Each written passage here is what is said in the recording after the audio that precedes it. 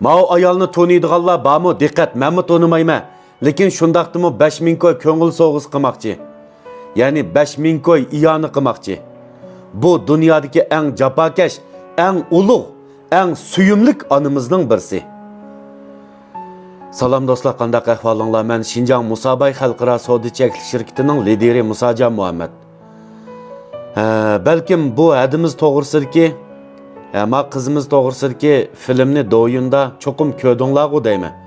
Bir akimiz chiqirib ekan, shu hadimiz to'g'risida, qiz to'g'risida film ishlab, men bu to'liq qayta ko'rib ketdim. Ko'nglim shundaq bearam, yerim bo'ldi. Shundaq ta'sirlandim. Lekin bu hadimizdan olam suyunib shundaq barikallah aytib ketdim. Bu hadimiz o'zim shu Kucha 3-rayondan o'xshaydi. Shu filmda shundaq debdi. Bu qizining, ya'ni qizimizning ismi Shayda ekan. Bu qizimiz Shayda 14 yoshga kiribdi. Bu hadimiz 14 yildan buyon bu Shayda qizimizni shundaq jafoda beqib, cho'ng qilib shu holatga akibdi. Yenidan 1 minut 1 sekundmi ayrilmabdi. Yenidan ayrilsa bu Shayda qizimiz hamda o'zining hojatidan qattiq chiqolmaydi ekan. Hatta shu bir tal chivin pash chaqsimi shuni qo'g'liqdakmi bir inkas yo'qkan, ya'ni tug'ma shu mingsi yetilmagan deb tug'ma holat shundaqkan. Men bu filmni ko'rib bir tarafdan ichim och bo'lib qoldi. Yana bir tarafdan bu hadimizga haqiqatan qoyil bo'lib qo'l qo'ydim. Onalar dunyodagi eng ulug' jafokash insonlarning birisi. Lekin ma hadimiz meningcha hammadan ulug'. Chunki bundaq jafokash onalarımızmı bor, lekin jiq emas. Hamma onalar bundaq jafo tatmaydi. Ma hadimiz mana 14 yildan buyon shundaq jafo tatib, bir tarafdan balam deb, bir tarafdan oilam deb, bir tarafdan shu balani uchun jon ko'ydirib tashlab etmay, shu holatga akibdi. Men bak rozi bo'lib suyunib ketdim. Shunga shu hadimizning topgan jafosi uchun, shu ulug'ligi uchun, shu ajr uchun Shayda qizimizning buningdan keyingi turmushining texmo ko'ngillik, xotirjam, tinch aman o'tish uchun men oz bo'lsa-mu Musabay shirkati nomidan 5000 koy iyoni qilmoqchi. Asli ma filmni tatmay, shu hadimizga o'ziga bevosita beray desam, men do'yinda ma hadimizni qo'shgan. Guanjo qilib qo'shib ayrimxonaga gaqsam texichi javob qaytarmadi. Aloqlashay desam aloqa nomerini topolmadim.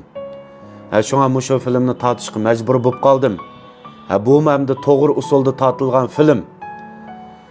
Shunga hada sizga oz bo'lsa-mu 5000 koy ko'ngil so'g'is qilmoqchi ma filmni ko'rsangiz, meni bir guanjo qilib qo'shib oling.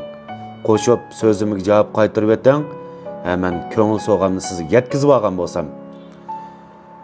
Ondan do'yinimning ostiga mushahadimizning do'yinsini aytib chiqarib qo'ydim. Mumkin bo'lsa sizlar mushahadimizni bir qo'llab qo'shib olinglar. Men ko'rgan filmdim shundaq chiqiribdi. Bu hadimiz hamda undidor savdosi qilish orqali kichik bir amaliy do'kon ochib, shundaq tirikchilik qilib shu qizimizni beqib shu holatga akibdi. Shunga men do'yini ostiga ayta qilib chiqarib qo'ydim. Hech qanday bir ko'ngil so'g'is qilamisanlarmi? Shu hadimizni bir guanjo qilib qo'shib olib, do'yinda mal setib qolsa, do'konlarga kirib bir mallarni elib, qo'llab qo'yinglar. Tirikchilik hech kimga oson emas. Mening maqsadim bu yerda o'zimni ko'z qilish emas yoki bu hadimizga iyoni to'plab berish emas. Aloqalashishga amal bo'lmaganligi uchun men chiqib qoldim. Ondan shundaq bir xiyollar yodimdan kechib qoldi qarindoshlar. Bu hadimizning shu tatgan jafosiga Shayda qizimizni 14 yil shu holati boqqini qarab, onalarning haqiqatan ulug' ekanligini yana bir qatim to'nib yetdim. Agar shu Shayda qizimizning o'rnida men bo'lib qolgan bo'lsam, mening opammi cho'qim shu hozir 32 yoshga kiribdimi? 32 yoshga kirgicha hatto opam tiniqdan qog'ichi meni beqish mumkin te qarindoshlar.